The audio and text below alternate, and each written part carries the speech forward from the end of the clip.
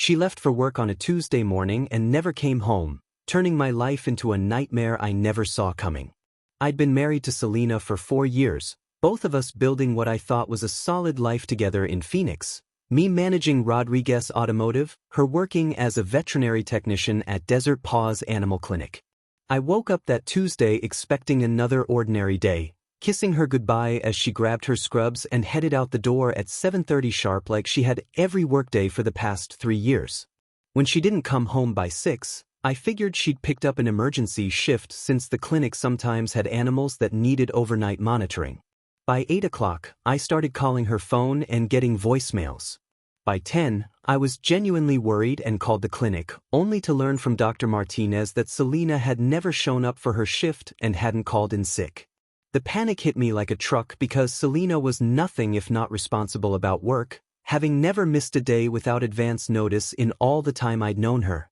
I spent that entire night driving around Phoenix checking emergency rooms, calling her friends, and leaving increasingly frantic messages on her phone that kept going straight to voicemail. Wednesday morning brought no answers, just more fear as I filed a missing person report with Officer Jenkins, who seemed genuinely concerned and promised to start investigating immediately. The detective assigned to her case, Sarah Coleman, interviewed me extensively about our marriage, our finances, whether we'd been fighting, if she'd seemed depressed or mentioned any problems at work or with family. I answered honestly that things had been normal, maybe even better than normal lately since we'd started talking about buying a bigger house and maybe starting a family soon. Thursday afternoon, Detective Coleman called with the first real lead. Selena's phone had last pinged near the Mirage Springs Resort on the outskirts of Scottsdale before going completely dead. The resort was upscale, expensive, and definitely not somewhere Selena would go alone, especially not when she was supposed to be at work treating sick animals. I drove out there immediately and spoke with the front desk manager, who confirmed they couldn't provide guest information but would cooperate fully with police investigation. Detective Coleman met me there Friday morning, and we spent 2 hours going through security footage and guest registrations while I waited in the lobby, my stomach churning with possibilities I didn't want to consider. When she emerged from the back office, her expression had changed completely, the concerned urgency replaced by something that looked almost like embarrassment. She told me that adults sometimes need space to work through personal issues and that many missing person cases resolve themselves when people return voluntarily after taking time to think. The shift in her tone was so dramatic that I knew immediately she'd found something that changed everything, something that meant Selena wasn't missing at all but had chosen to disappear. I pressed her for details, but she became evasive and suggested I go home and wait, saying that sometimes marriages go through difficult periods that require patience and understanding. That's when I realized the police had found evidence that my wife had checked into that resort voluntarily, probably with someone else, and they were essentially telling me to accept it and move on. The desperation that followed was unlike anything I'd ever experienced, knowing she was safe but also knowing our marriage was probably over, yet having no concrete proof or closure to help me process what was happening. I couldn't eat, couldn't sleep, couldn't focus on work, and spent the weekend in a fog of anxiety and dread until I finally decided I needed answers, whatever they might cost me. Monday morning, I walked into Maxwell Investigations downtown and hired veteran private investigator Robert Maxwell, who listened to my story with the detached professionalism of someone who'd heard similar tales countless times before. He quoted me $1,500 for a complete surveillance package and promised results within 24 hours, though he warned me that most cases like mine ended exactly the way I was afraid they would end. Maxwell called me the next evening with results that shattered whatever hope I'd been clinging to about innocent explanations for Selena's disappearance. I met him at his office downtown, where he spread 31 color photographs across his desk like evidence in a murder trial, each one documenting 3 days of my wife's secret life at the Mirage Springs Resort. The first photos showed her arriving Tuesday afternoon with a man I'd never seen before, early 30s, athletic build, expensive clothes, walking through the lobby with their arms around each other like they'd done this 100 times before. Subsequent images captured them sharing intimate dinners in the resort restaurant, his hand covering hers across the table while she laughed at something he was saying, looking more relaxed and happy than I'd seen her in months. Maxwell had documented their evening walks around the property, catching them in passionate embraces by the pool area under decorative lighting, her body language screaming comfort and familiarity rather than the nervous excitement of a new affair. The most devastating photos came from Wednesday and Thursday mornings, showing them emerging from the same suite at different times but clearly having spent the nights together, their casual intimacy unmistakable even in still photographs. Maxwell explained that he'd verified through hotel staff that they'd registered under her maiden name and had specifically requested the penthouse suite with the private balcony, suggesting this wasn't a spontaneous decision but a planned romantic getaway. The timeline stamps on each photo told the complete story. While I was filing missing person reports and driving around emergency rooms in panic, my wife was enjoying a 3-day vacation with another man, sharing beds and meals and conversations that should have been ours. The final photographs captured them checking out together Friday morning, loading luggage into his silver Mercedes while she adjusted her hair in the reflection of the passenger window, both of them looking satisfied and reluctant to end their time together. I studied every image multiple times, searching for some detail that might provide an innocent explanation, but the evidence was overwhelming and undeniable. This was clearly an established relationship, not a chance encounter or moment of weakness. Maxwell's professional commentary accompanied each photo, noting body language indicators, timeline inconsistencies with her supposed work schedule, and the fact that they'd shared the same suite for all 3 nights based on keycard records he'd obtained through his contacts. When I asked how long he thought this had been going on, he pointed to their comfortable familiarity in the photos and estimated at least several months, possibly longer, based on their behavior patterns and the way they moved together. I paid his fee in cash and drove straight to downtown Phoenix to meet with divorce attorney Patricia Williams, whose reputation for handling adultery cases preceded her throughout the legal community. Patricia reviewed Maxwell's documentation for 20 minutes before confirming that Arizona's adultery laws would favor me significantly in asset division, especially given the photographic evidence and the fact that Selena had abandoned her marriage responsibilities to pursue this relationship. She explained that documented adultery could impact spousal support calculations and property division, particularly since I'd purchased our house before marriage using inheritance money from my grandfather's estate. Within 2 hours, Patricia had drafted preliminary divorce papers and was preparing a comprehensive evidence package, warning me that confronting Selena immediately would give us the best chance of preventing her from destroying evidence or preparing counterarguments. I drove home with copies of every photograph, my hands shaking as I arranged them on our dining room table alongside the divorce papers, knowing that this moment would either destroy my marriage or reveal that it was already destroyed. Selena walked through our front door Friday evening acting like nothing had happened, dropping her purse on the kitchen counter and asking what I wanted for dinner as if she'd just finished a normal day at the veterinary clinic instead of checking out of a luxury resort with her lover after 3 days of passion.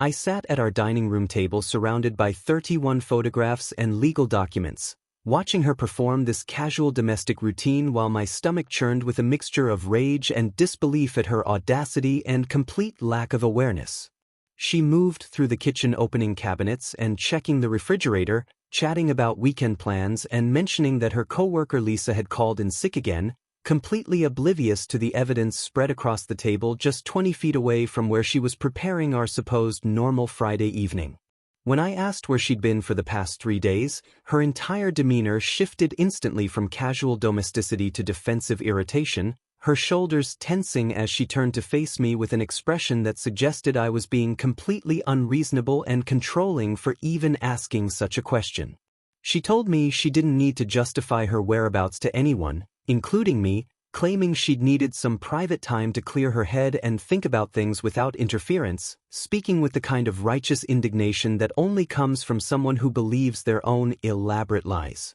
I listened to her elaborate about feeling overwhelmed by work stress and needing space, about how marriage sometimes requires individual reflection periods away from daily responsibilities, about how healthy couples give each other room to breathe and grow independently without constant surveillance or questioning. Her performance was almost impressive in its complete detachment from reality, delivered with such practiced conviction that I almost wondered if she'd managed to convince herself that disappearing for 3 days without explanation was somehow normal and acceptable behavior within a committed relationship. She continued explaining how she'd driven up to Flagstaff to think, staying in some small motel to decompress and evaluate her life choices, creating an elaborate fiction that she seemed to believe even as she spoke it aloud. When she finished her carefully constructed speech about personal autonomy, emotional health, and the importance of individual space within marriage, I simply agreed with her completely, telling her she was absolutely right that she didn't need to justify her actions to anyone, especially not to her husband. The agreement seemed to surprise and unnerve her more than anger or accusations would have, and I watched confusion flicker across her face as she tried to process my unexpected response to what she clearly expected would be a major confrontation about her defensive stance. That's when I gestured toward the dining room table and suggested she might want to look at what I'd been working on while she was taking her much-needed time for reflection, personal growth, and emotional clarity in Flagstaff. She approached the table cautiously, probably expecting bills, work documents, or maybe plans for the house renovation we discussed last month, her expression changing dramatically as she recognized herself in the first photograph kissing another man outside the resort entrance. I watched her face cycle through shock, recognition, rapid calculation, and finally pure terror as she realized the scope of Maxwell's documentation, her hands trembling visibly as she picked up image after image showing her intimate 3-day affair in vivid, undeniable detail. The casual confidence and righteous indignation she'd walked in with evaporated instantly, replaced by the desperate panic of someone caught in an elaborate lie with photographic evidence, her voice cracking as she started stammering about how these pictures weren't what they looked like and could be explained innocently. She immediately began backtracking from her earlier statements about not needing to justify anything to anyone, suddenly desperate to explain and contextualize and minimize what the photographs clearly showed,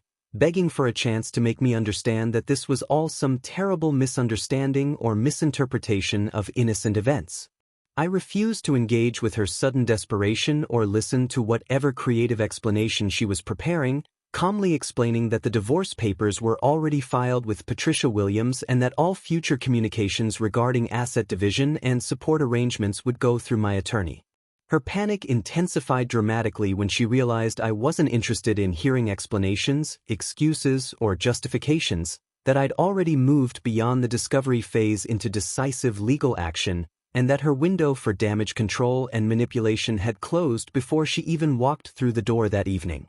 The family warfare began the following Monday when Selena's father Marcus arrived at my house unannounced, letting himself in through the back gate like he still had some authority in my life, ready to deliver what he clearly believed would be a decisive lecture about forgiveness and marital commitment. Marcus had always been the kind of man who believed his opinions carried weight simply because he voiced them loudly and frequently, and he spent the first 20 minutes explaining how marriages require work and sacrifice, how young people today give up too easily when relationships face challenges. I listened patiently while he dismissed the photographic evidence as potentially innocent, suggesting that maybe Selena had simply been comforting an old friend during a difficult time, that good Christian husbands don't abandon their wives over misunderstandings and jumped conclusions. He seamlessly transitioned from defending her actions to blaming me for creating conditions that drove his daughter to seek comfort elsewhere, claiming I'd been emotionally distant and unsupportive, working too many hours, and failing to appreciate what I had at home.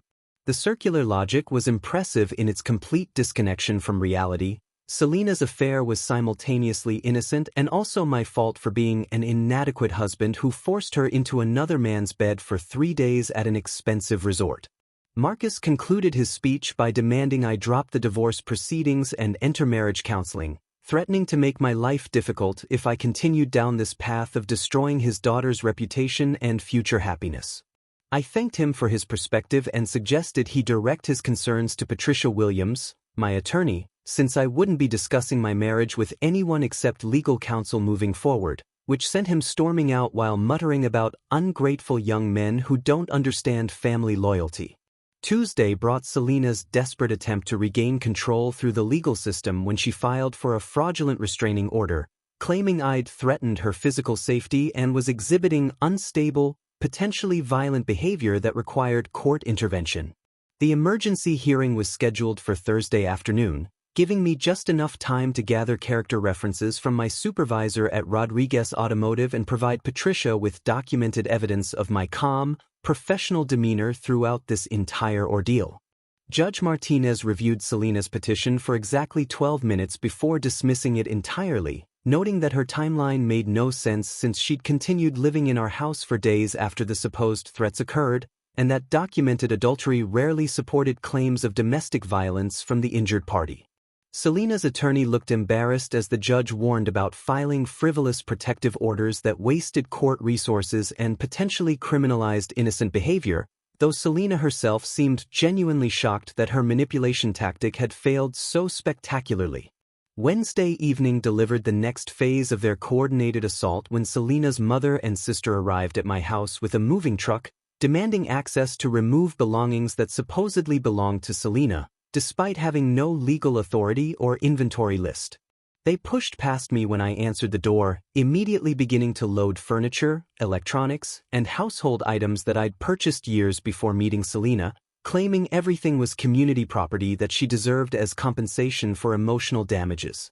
I called the police while they worked, and Officer Rodriguez arrived within 15 minutes to explain property laws and escort them off the premises, but not before they'd managed to voice their opinions about my character and future prospects. Selena's sister Jennifer delivered a particularly memorable performance about how I'd never find another woman willing to tolerate my boring personality and middle-class lifestyle, predicting I'd spend the rest of my life alone and regretting the day I destroyed this marriage over petty jealousy. Her mother added that Selena had always been too good for me anyway, that she'd sacrificed her potential by settling for someone so ordinary and unambitious, and that smart women eventually realize they deserve better than automotive shop managers who think they're somebody special. The threats escalated throughout the following weeks as the family realized their intimidation tactics weren't working, with Marcus calling my workplace to suggest I was having a mental breakdown and might pose risks to customer vehicles, while Jennifer contacted my parents with fabricated stories about psychological instability and invented drug problems.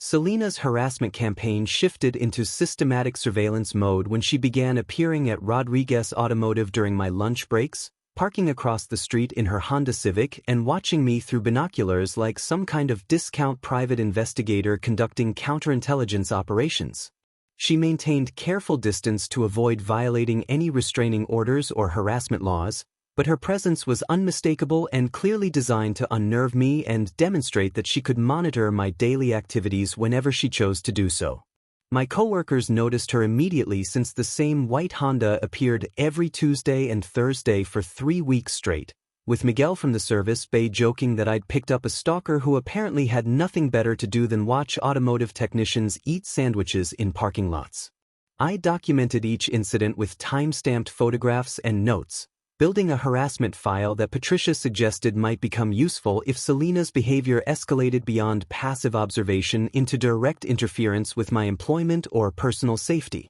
The surveillance extended beyond my workplace when I spotted her following me to Home Depot on Saturday morning, maintaining a 3-car distance while I shopped for supplies to repair the back fence that her family had damaged during their attempted furniture raid the previous week. She even followed me through the grocery store aisles, pretending to shop while obviously tracking my movements and purchases, though she drew the line at approaching me directly since her attorney had probably warned about documentation and witnesses in public spaces.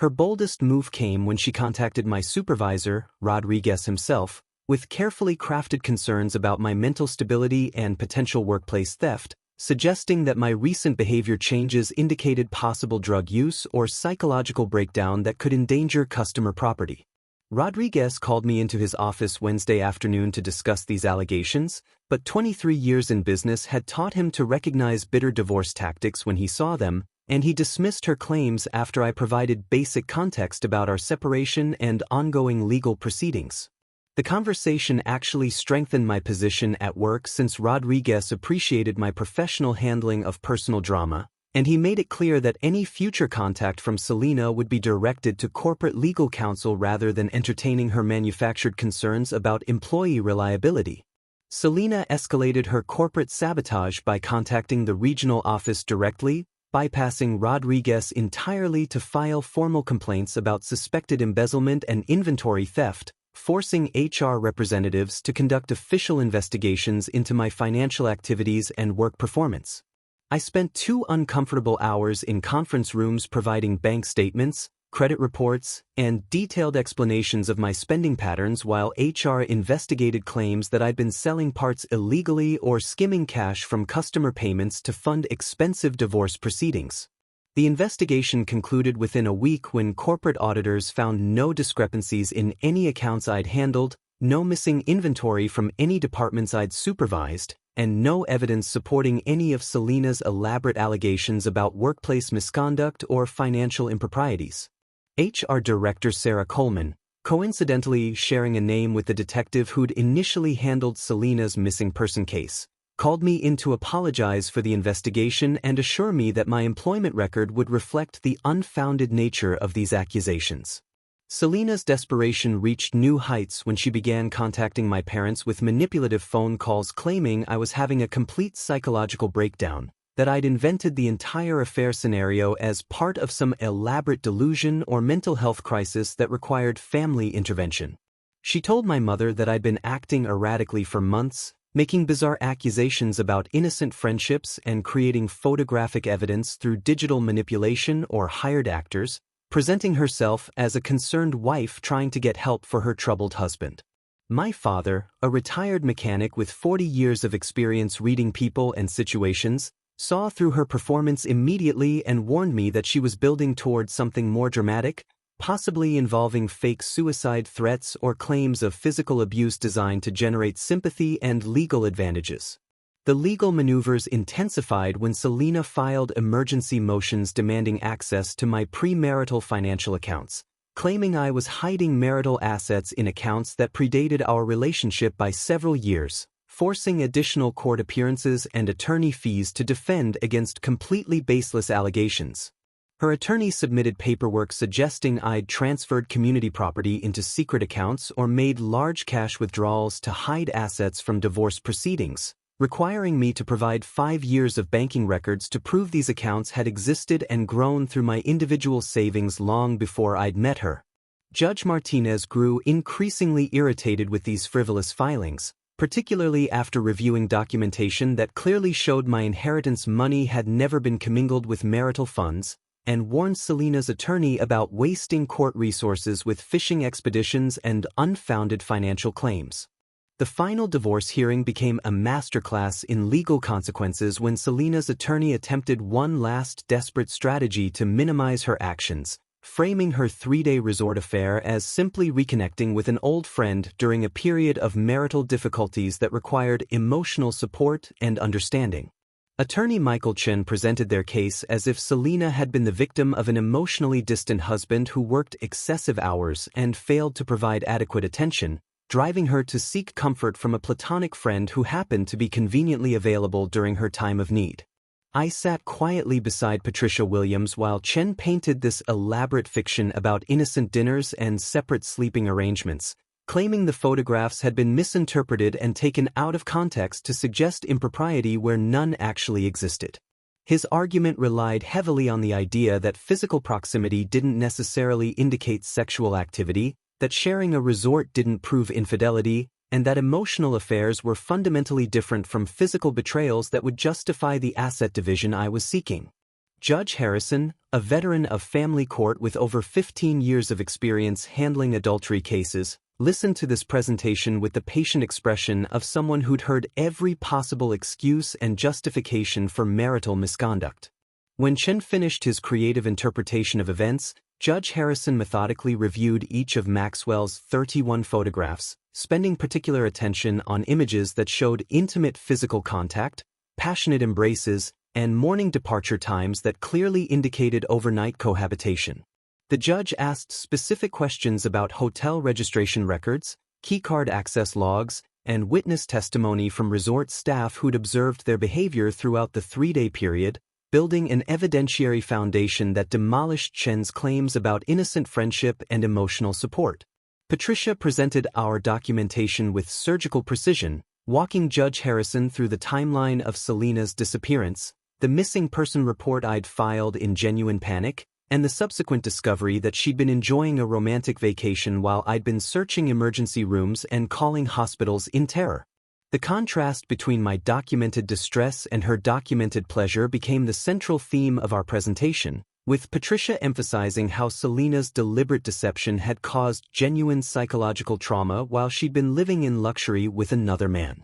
Judge Harrison asked Selena directly about her decision to disappear without explanation, forcing her to admit under oath that she'd never intended to cause worry but had simply wanted privacy to explore her feelings without interference from marital obligations. Her testimony revealed the stunning selfishness underlying her actions. She'd known I would panic when she didn't come home, had deliberately turned off her phone to avoid my calls, and had chosen her own emotional exploration over basic courtesy toward the man she'd promised to love and honor. When pressed about the physical nature of her relationship with the other man, Selena attempted to maintain Chen's fiction about separate accommodations and platonic comfort, but Judge Harrison's pointed questions about shared suite registrations and photographic evidence of intimate behavior forced her to acknowledge that physical boundaries had been crossed during their time together. The judge's final questions focused on Selena's current living situation and employment status, revealing that she'd moved back in with her parents after being unable to afford independent housing,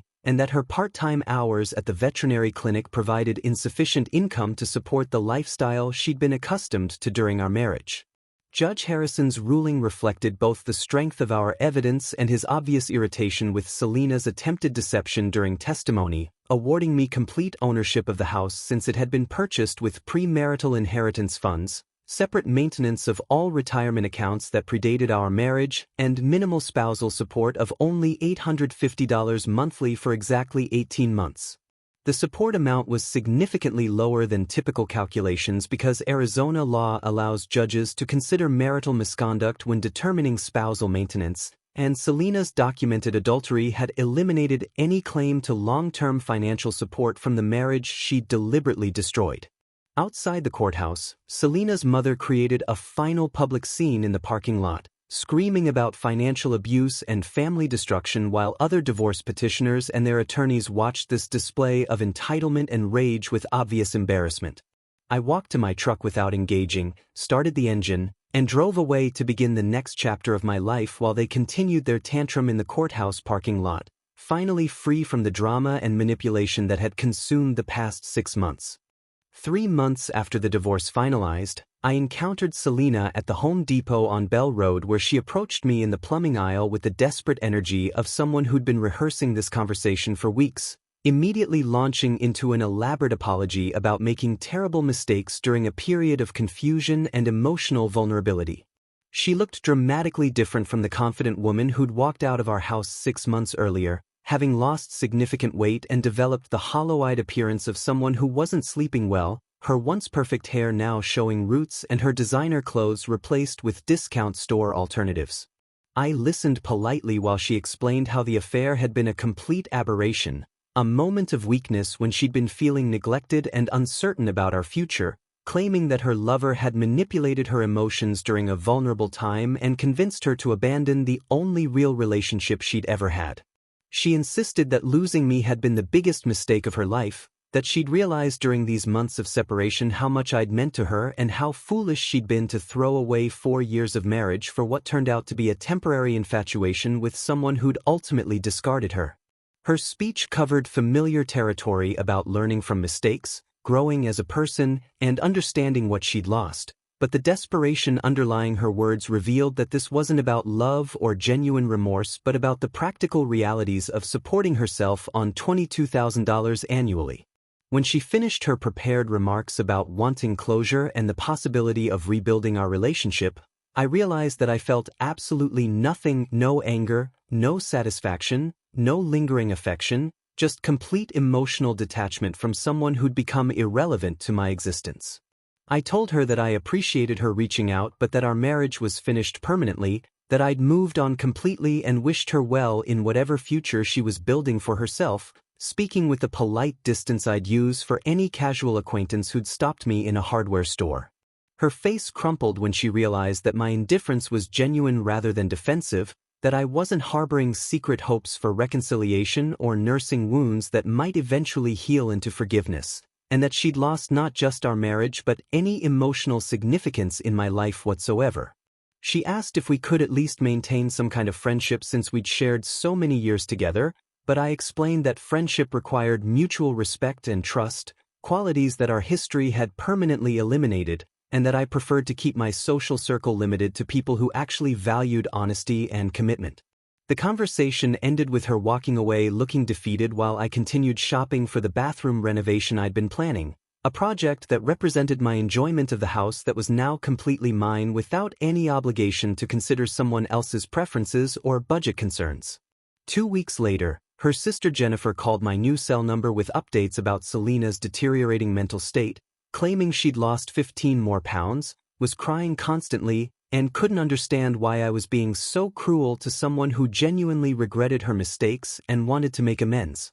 Jennifer suggested that my coldness was vindictive and unnecessary, that true forgiveness would require giving Selena another chance to prove she'd learned from her experience, and that my refusal to engage was causing psychological damage to someone who was already struggling with depression and financial instability. I listened to this guilt trip with the same detached interest I'd show for a telemarketer's sales pitch, then suggested that Selena might benefit from professional counseling rather than expecting emotional support from the ex-husband she'd betrayed, and that her mental health wasn't my responsibility or concern anymore. Jennifer became increasingly frustrated when I refused to accept blame for Selena's current problems or agree that I had some obligation to help her through the consequences of her own choices, eventually hanging up when I suggested she focus her energy on encouraging her sister to build an independent life rather than trying to resurrect a marriage that had died the moment Selena chose another man over her husband. My new relationship with Sarah Mitchell, who managed the independent bookstore downtown, developed slowly and carefully over several months of coffee dates, bookstore conversations, and hiking trips where we talked about literature, travel plans, and our respective experiences with relationships that had taught us what we actually wanted from life. Sarah had been through her own difficult divorce 2 years earlier and understood the importance of taking time to rebuild trust gradually, never pushing for commitments or declarations but simply enjoying the process of getting to know someone who shared similar values about honesty, independence, and mutual support.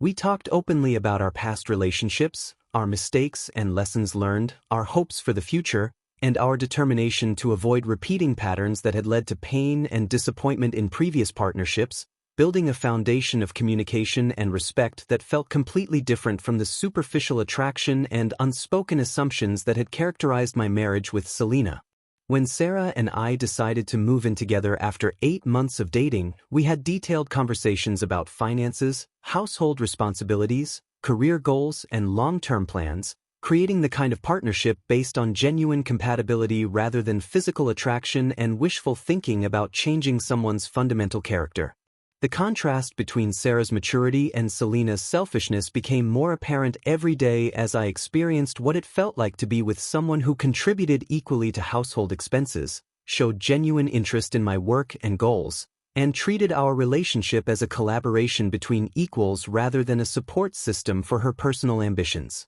Looking back on this entire experience, I learned 3 crucial lessons that shaped my approach to future relationships. First, that people reveal their true character when faced with temptation and consequences, and I should believe what their actions demonstrate rather than what their words promise. Second, that keeping finances separate and maintaining individual assets protects against both practical and emotional manipulation. And third, that documenting everything during relationship conflicts provides protection against false accusations and creates accountability that prevents revisionist history from becoming accepted truth.